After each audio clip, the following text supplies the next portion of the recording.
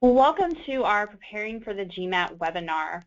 My name is Kimberly Ernest, and I am the Director of Admissions, Recruitment, and Financial Aid for the Crosby MBA program at the University of Missouri. And we're very excited to have you guys here logged on and joining us to learn a little bit more about the GMAT. I'm going to first talk a little bit about our MBA program, and then I will turn it over to Molly Russell from Kaplan Test Prep, and she's going to give you an overview of the test. And then we actually have two current students who are in our MBA program who recently were in your shoes not that long ago, and they're going to give their ideas about how they prepared for the GMAT and just some tips and tricks. And then we'll do some question and answer afterwards. If you guys have any questions, please feel free to type them in the chat function, and we will answer them at the end of the presentation. So I'll talk a little bit about our Crosby MBA program. We are a 2-year, 57-credit program. We are focused on, we have a core business curriculum where you're going to get some accounting, management, marketing, strategy, consulting, analytics. And then we also have the ability to concentrate or focus in many different concentration areas. We have over 15 different concentration areas that you can choose from and really personalize your plan of study. We are welcome to all majors, and we recruit all majors, so there's no prerequisites required, and we have many students that come from engineering, communications, journalism, science, math backgrounds, psychology, all kinds of different backgrounds, and we really like a diversity of class whenever we recruit. We were very focused on experiential learning, so you will not only be listening to a professor lecture, but that is going to be a small part of your learning experience. You're going to be involved in a lot of classroom discussion and then a lot of hands-on group projects where you're working within a team setting and often working with real-world clients. We also have a lot of financial support available in the form of graduate assistantships. We actually work for the College of Business 10 to 15 hours a week. You receive a monthly stipend, and you also receive a tuition waiver. So it actually waives in-state and out-of-state tuition. Those are all merit-based and based upon undergraduate GPA, test scores, the GMAT or the GRE, work experience that you've had, leadership activities, kind of who you are as a person, your personal statement, and interview. So we hope that you are here and learning, ready to learn about the GMAT and to do very well, and we hope that you can qualify for one of those financial aid packages. We do require either the GMAT or the GRE, and most business schools do. So look into that as you're considering business schools and figure out if the schools that you want to apply to require the GMAT. So that's just a little bit about our program. I'm now going to turn it over to Molly Russell, who's from Kaplan Test Prep. We've been working with her and Kaplan for many years now, and we appreciate them supplying their expertise about the GMAT. They are certainly experts in that field, and she's just going to give you an overview of the test. Thank you, Molly. Thank you, Kimberly.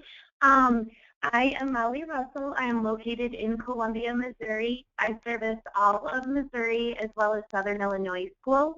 If anyone has questions for me, my contact information will be on the last screen as well. So please feel free to reach out. I do these presentations, throughout the year with Kimberly. I answer questions from students again throughout the year. And so I know that when I'm speaking with a large group of students, typically I'm speaking from undergrad students up through young professionals and maybe even individuals that have not been in the workforce for a number of years.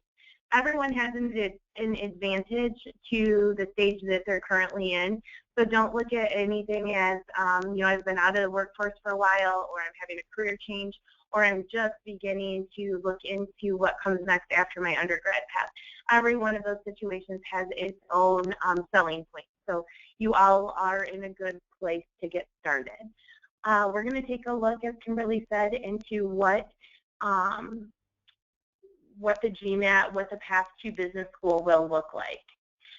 So we're going to start off with a very quick question. Why business school? I've already moved ahead on the slide because it's such a personal decision. I speak with students who said it's just the environment that I grew up with.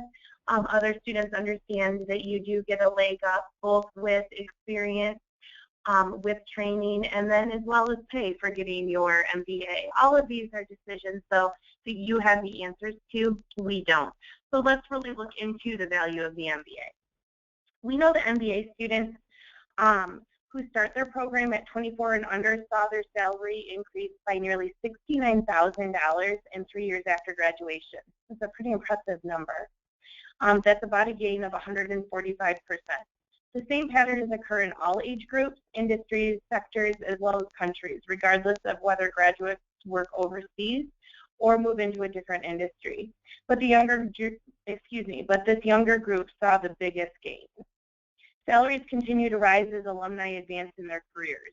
Alumni of 2-year full-time MBA programs in the class of 2013 reported an earning salary of $100,000. Part-time MBA alum reported a median salary of approximately $95,000. And the executive MBA reported a median salary of $125,000. Overall, regardless of program type, alumni experienced a 50% return on their investment in the 2 years after graduation and a full return after 4 years. Those are some impressive numbers that we don't see in all industries. I service 7 different exams for students going on to law school, grad school, business school. Those are some really nice numbers to keep in mind. Kimberly talked about merit-based assistance with her program. That's definitely something that ears should perk up at and you should do a little more digging into. It is an investment, but definitely has a return within 2 years and absolutely after 4 years. What can you do with an MBA? I think the better question is, what can't you do with the MBA? You know, when hiring committees, when employers see that you have your MBA, you're automatically kind of moved up to the next pile. They know that you've done research and experience and that you've been trained for a variety of positions. An MBA is not specific for one particular career, but it does open up doors for whatever your dream job may be. An MBA will expand your knowledge and horizons to areas that you may have never considered before.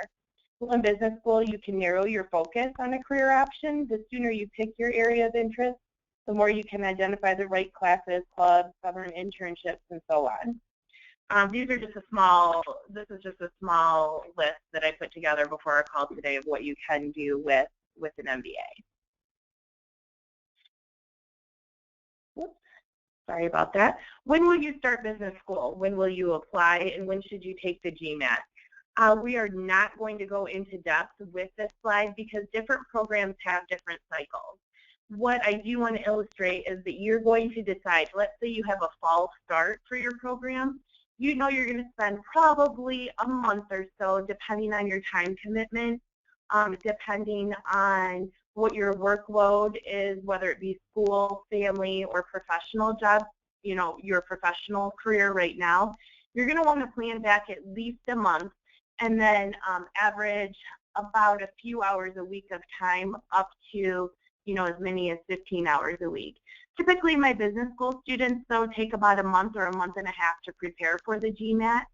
The absolute, if you're taking notes today, the absolute first step you need to do when preparing for the GMAT is take a free practice test. Free practice test, I know Kaplan offers free practice tests, but I want you to find a free practice test anywhere. Take that and see where your score is. Because at that point, you'll be able to come up with a customizable plan for your path. Some students may need more than that month or more than that month and a half. I always hear from students, I think I'll do good on verbal, but I'm not sure about math. All of these skills are teachable and trainable, and so you really need that baseline to figure out what you need to do in order to prepare for test day. Once you determine when you want to go to school, again, you're going to start looking at the schools that you want to apply to. You know, Kimberly can speak more to their admissions process, or even our panelists today with when their program started, what they did leading up to that. You need to know the latest date that they will accept GMAT scores so that you can get them your full application and scores in a timely manner. You should also plan strategically for which round. If different schools, what I want you to be aware of is that there are different rounds that some schools offer, so just keep that in mind as you're planning. But traditionally, we'll be looking probably at a fall start, or at least for our conversation today. And again, you're going to look at 1 month to 3 months back, depending on what time you have to put towards the application process, as well as preparing for the GMAT. So what can you expect from the GMAT? First, the test is going to cost $250. Secondly, the format of the exam is a computer adaptive test. So for those of you that are in school or that have been in school recently, you may have had some online exams. Some students that have been, like myself, out of school for a while will not have taken an exam online. Either way, this is going to be a different format than what you're accustomed to. That's why a free live online practice test is a good way to start. You're going to want to incorporate time to practice as you're preparing for the GMAT throughout your study plan as well. Because again, you may have your skills, you may have brushed up on your skills, you may be ready to go for test day, but the next element, kind of that next layer, is that it is a timed exam. And so that is what I hear from students more often than not, is that they ran out of time. So make sure that when you're coming up with that study plan that we just talked about, you have realistic practice built in. Your score will be good for 5 years. So for anyone on the call that is undergrad or recently graduated, go ahead and think about getting the GMAT under your belt. You can go travel. You know, you can take a gap year. You can get your first job out of college and still have that score under your belt. Statistics and studies show that the higher test takers are students that have just recently graduated. So if that is where you're at a perfect time to take the GMAT. Those right out of college, again, tend to score the highest, but that doesn't mean that anyone should be intimidated by that. That's just what the average or the studies show. To put some numbers behind your prep time, you're going to look at about 100 hours of practice. You can break that down over the month, 2 month, 3 month mark. What you might also want to do if you're preparing on your own is look at someone like Kaplan or a competitor and see what their study schedules look like, and you could kind of build your own preparation built out for yourself from what Kaplan or one of our formal competitors would be offering students. As you can see, you can take the exam multiple times in a year.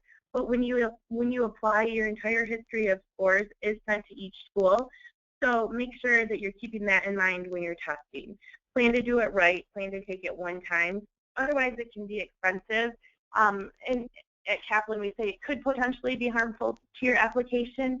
But if you have taken it once or twice, you know, an inside tip from working with admission folks kind of throughout the states is that if you do have to take it a couple of times, that is absolutely okay.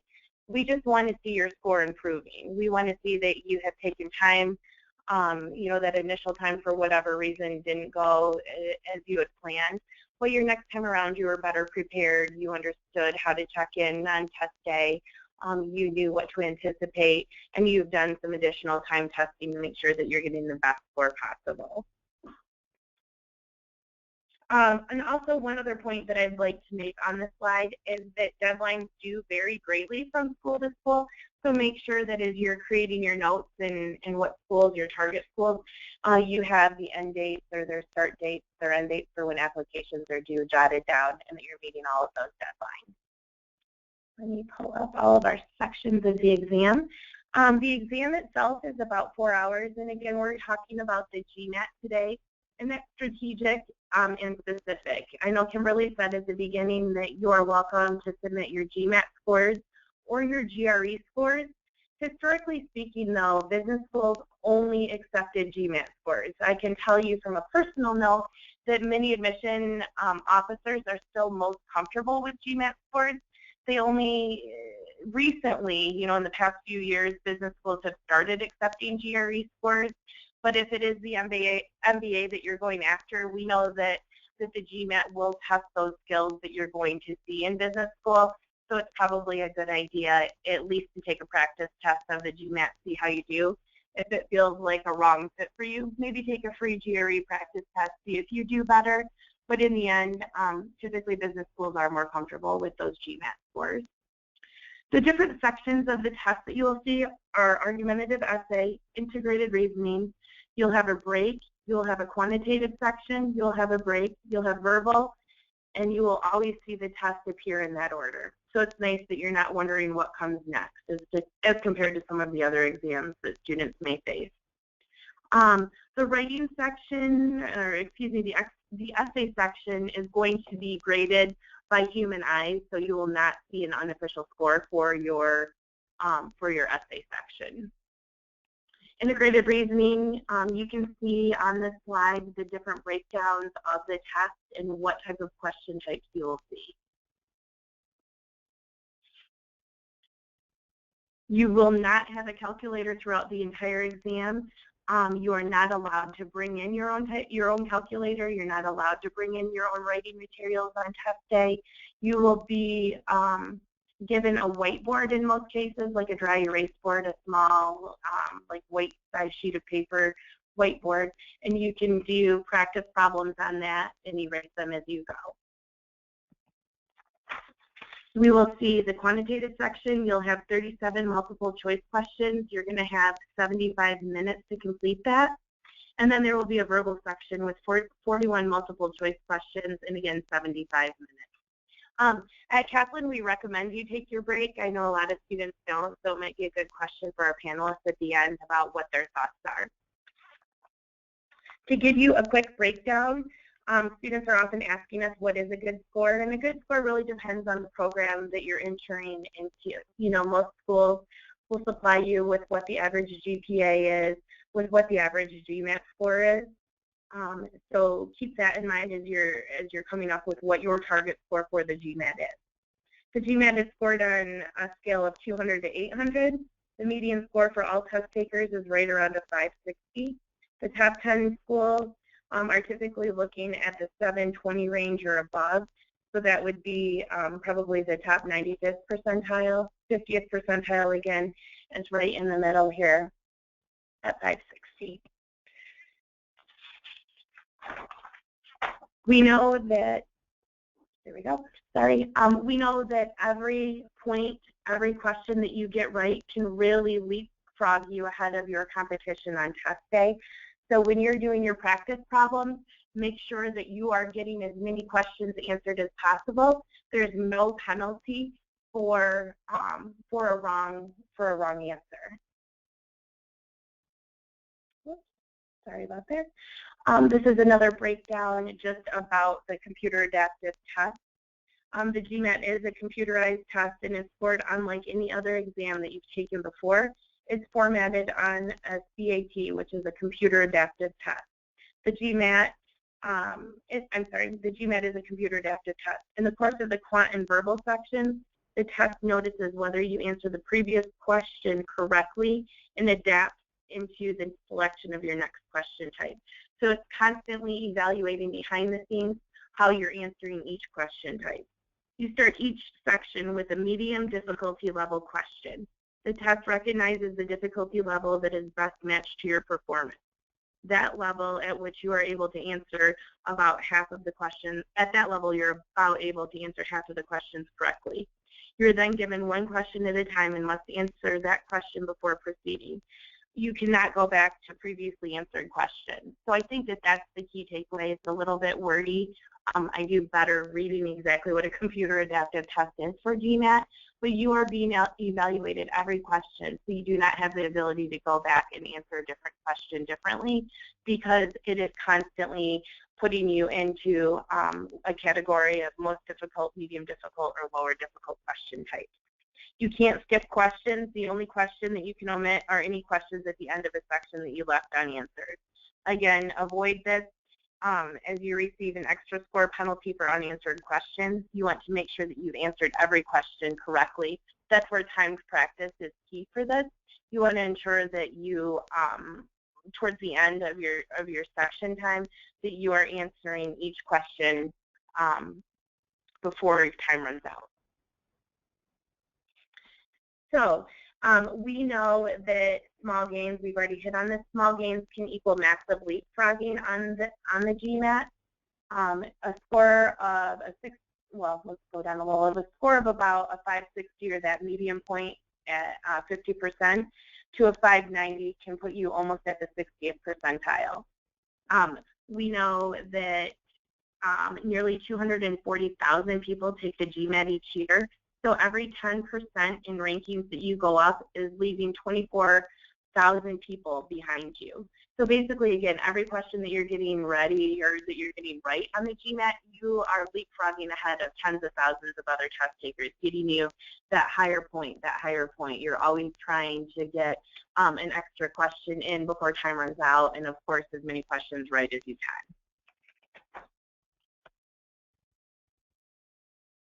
Okay, so we have now made it to getting a higher score on the GMAT. Kaplan is a GMAT test prep provider. I know Kimberly hit on this at the beginning. We offer both free resources and class information for students taking the GMAT.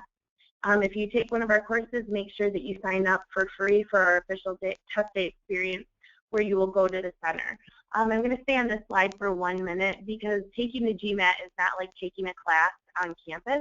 When you take the GMAT, you may have your palm screened, you'll have your picture taken, you need a valid photo ID, whether it's a passport or a driver's license or a state-issued identification. Make sure that that ID is current and ready to go. There will be no exceptions on test day. I cannot stress that enough. It sounds like a no-brainer, but after this call, pull out your identification and make sure that it is current and that it will be current when you plan to take the GMAT. Also on test day, you will not be allowed to bring anything into the room with you. So wear a sweater in there. You can always take off a coat if you get warm, or take your sweater off if you get warm. Make sure prior to test day you've done a drive-by of your facility or your center. You know where you're going. Do you need meter money? If it's in a large building, where is the suite located? You know, this is kind of controlling the controllables. Test day will be, it may be a little bit nerve-wracking for you. So if you've done all of these things in advance, then you should be set for test day. But I do want to ensure that you know you need to have valid identification. Back to what Kaplan offers, and I can send you additional information if anyone has questions, but we do offer in our courses full-length practice tests. Excuse me, please.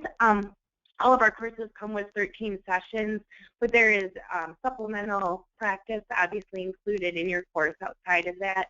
Any book that you need would come with your Kaplan course. You can take a Kaplan course live online. There's something called self-paced, which is basically logging into the computer and watching a previously recorded Kaplan course. You can also elect for private tutoring. So thank you very much for sitting through my portion. I hope that you learned a few things about preparing for the GMAT.